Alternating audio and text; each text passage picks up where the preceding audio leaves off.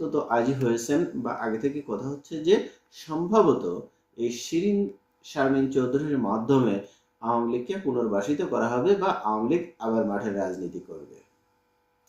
Actually এই কথাটা আসার অন্যতম প্রধান কারণ, যে যাই বলুক না কেন, আমার দৃষ্টিকোণ থেকে আওয়ামী লীগকে আগে অর্থাৎ তত্ত্বাবধায়ক সরকার বা ডক্টর ইউনূসের সরকার নিষিদ্ধ করার পরে বর্তমান সরকার তারেক রহমান সরকার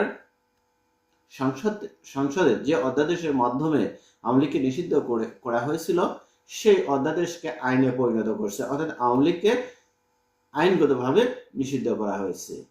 এই বিষয়টাকে ধামাচাপা দিতে বা এই বিষয়টাকে কিছুটা হলেও নর্মালাইজ করার জন্য শিরিন শারমিন চৌধুরীকে গ্রেপ্তার করছে এবং তাকে মুক্তি দিয়েছে।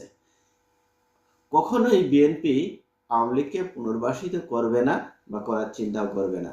আর এই চিন্তা যদি আওয়ামী লীগের কেউ করে থাকে বা আওয়ামী লীগের নেতৃবৃন্দ করে থাকে তাহলে সেটা বড় ধরনের ভুল হবে। আওয়ামী লীগ ফিরবে আওয়ামী লীগের নিজ শক্তিতে, নিজ ক্ষমতা বলে, কখনোই অন্যের উপরে দাঁড়িয়ে বা অন্যের শক্তিতে বলিয়ান হয়ে আওয়ামী লীগ ফিরবে না। এবং এই চিন্তা যদি আওয়ামী লীগের কেউ করে থাকে সেটা বড় ধরনের ভুল হবে। আওয়ামী লীগ আসবে, অবশ্যই আসবে তার নিজের ক্ষমতা বলে, নিজের শক্তি বলে, নিজের জনপ্রিয়তার বলে।